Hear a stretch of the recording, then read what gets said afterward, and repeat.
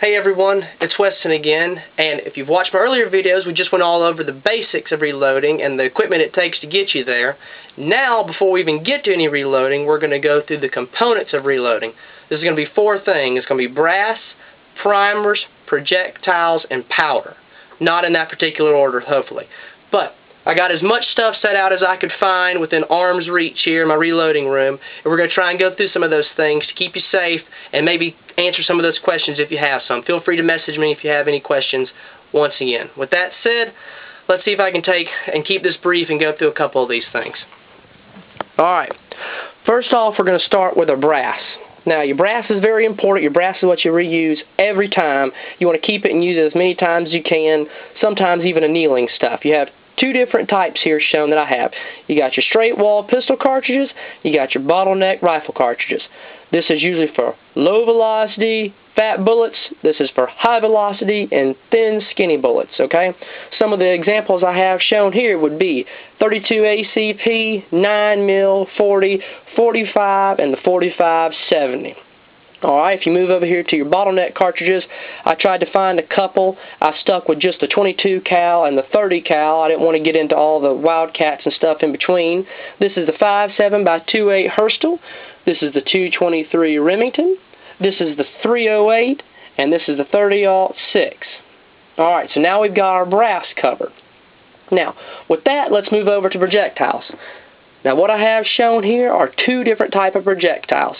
These are all your rifle projectiles, and these are your pistol projectiles. If you look at them very close, you'll notice that there's some major differences in these projectiles. These are usually short, fat, and stumpy, and these are big, long, and skinny, right here. Alright, these are made to have massive amounts of energy in a short case and throw a lot of grains downrange. And these are made to be very fast, sometimes have big grains, and do a lot of damage at far, far away ranges. Now, if we go through some of these, you see I've got a couple different sizes laid out. This would be as small as the 32 ACP, a 9mm lead, two different sizes, 40 cal. You can tell that these have things such as lubrication rings on them, which are just wax coatings for them, 45 ball, 44 mag, and the 45-70. These correspond back and forth across. I tried to lay them out as close as I could.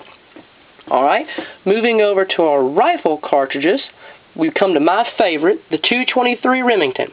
Now, whenever it comes to rifle, I recommend choosing the slickest, pointiest bullet you can that does what you want it to.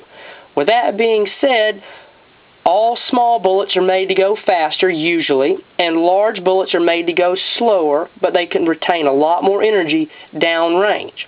We have things as small as a 52 grain spritzer, a flat base bullet, a 55 grain Hornady soft point, a 55 grain Hornady full metal jacket. Then we move into what are called VLD bullets. This would be a very low drag bullet, in case you were wondering. This would be a 75 grain AMAX, which my rifle loves. And this is an 80 grain AMAX. As you can tell, they're very long, and they cut through the wind very well, and they go a long, long way very accurately. In the 30 cal range, once again, we're only staying with 223 and 30 cal for size, for space on my bench here. We have things such as the 147 grain full metal jacket, a 165 grain Sierra with a split tip. We have a 147 grain tracer. These are actually impact driven tracers that have an orange that flare up and burn for several hundred yards. Then we move to my favorite, the 168 grain AMAX, a 135 grain ballistic tip, and these are 200 grain Normas, or I think they're Sierra Match Kings. I think I had the box marks wrong, but these are 200 grain Sierra Match Kings. Now, when it comes to any projectile, usually the rule of thumb is the smaller the projectile, the more powder, the larger the projectile, the less powder. Now, that usually holds true, so like it would take 55, let's say if you were shooting just a 308 or something, you were loading around 50 grains of powder. 50 grains of powder with this round would produce a lot more pressure than 55 grains in this round, because this one, if you seated them all to universal depth, would be taking up a lot more inside the case leading to less room in there, and it can create pressure. So once again, smaller bullets, more powder, larger bullets, less powder.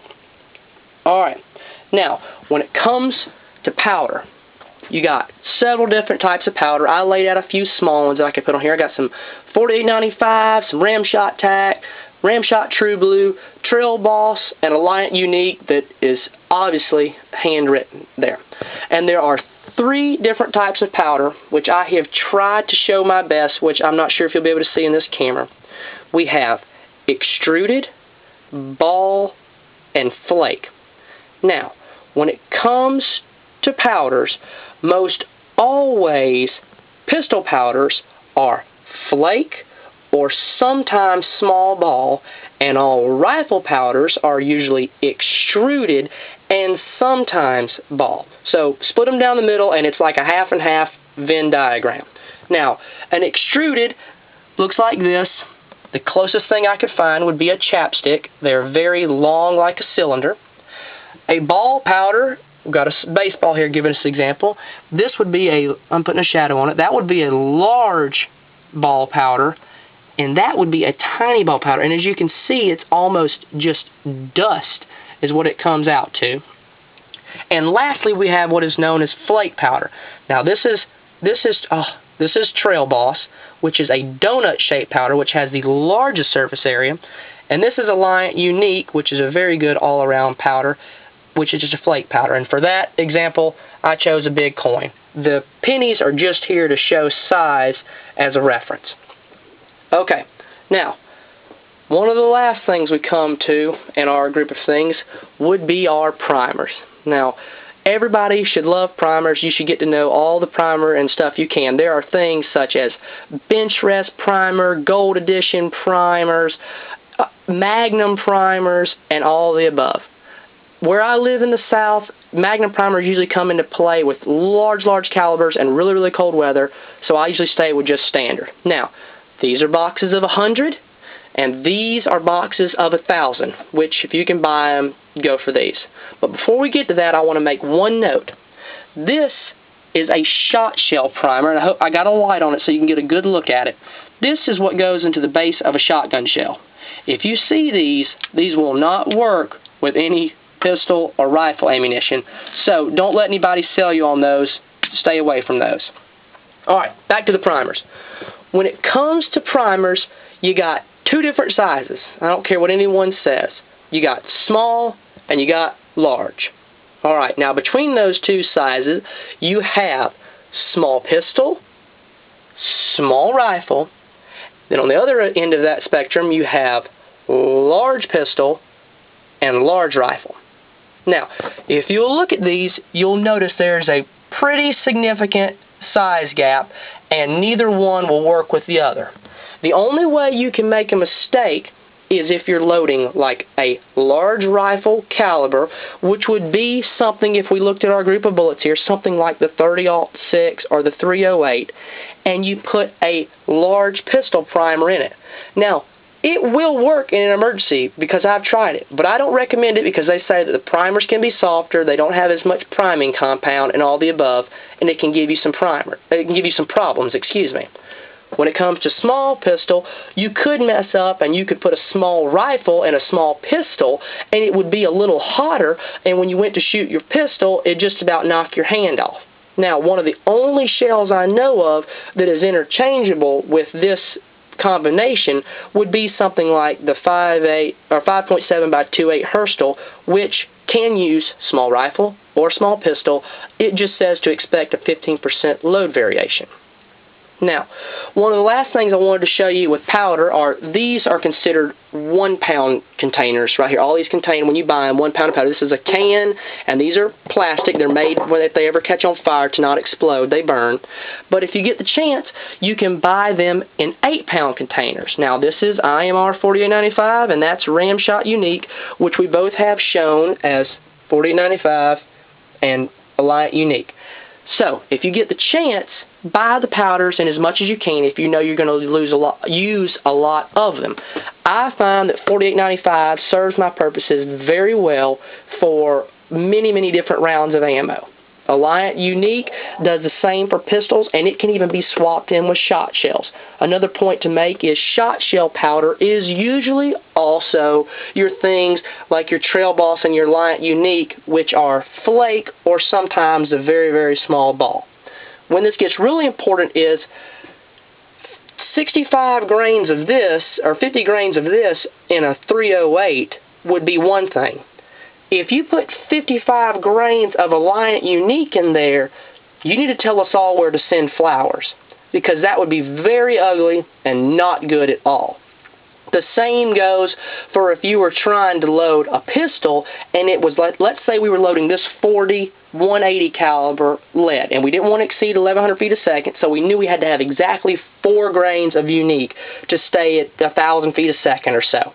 If we put 4 grains of IMR 4895 or Ramshot tack, it may never even leave the barrel and jam up our gun, because pistol powders burn extremely fast because of the surface area, and rifle powders burn slower, and spherical powders are in the middle. Now, with that said, with these basic components, such as your brass, projectile, primers, and powder, and a standard size press, I wanted to make a good note of this, you can load all these available calibers and more. These are just what I had in hand, but I wanted to show people that say they can load the 50 caliber BMG. This is a 50 BMG, and I don't care what anyone says, there is no way under the sun that you're going to fit that into the press. On one of these standard size presses, a 50 cal requires a 50 BMG press. The max thing you're going to be able to load in length is going to be something like the 375 Holland & Holland or a 338 Lapua. And as you notice, it's still a close call, but you can wiggle it into the bottom of the die, and you can cheat by setting your die up a little higher. These even work better on larger presses. So, once again, thanks everyone for watching. This is Weston Summers. Please comment, rate, and subscribe. I look forward to hearing your questions, and I'll try to answer them the best I can. Thank you very much.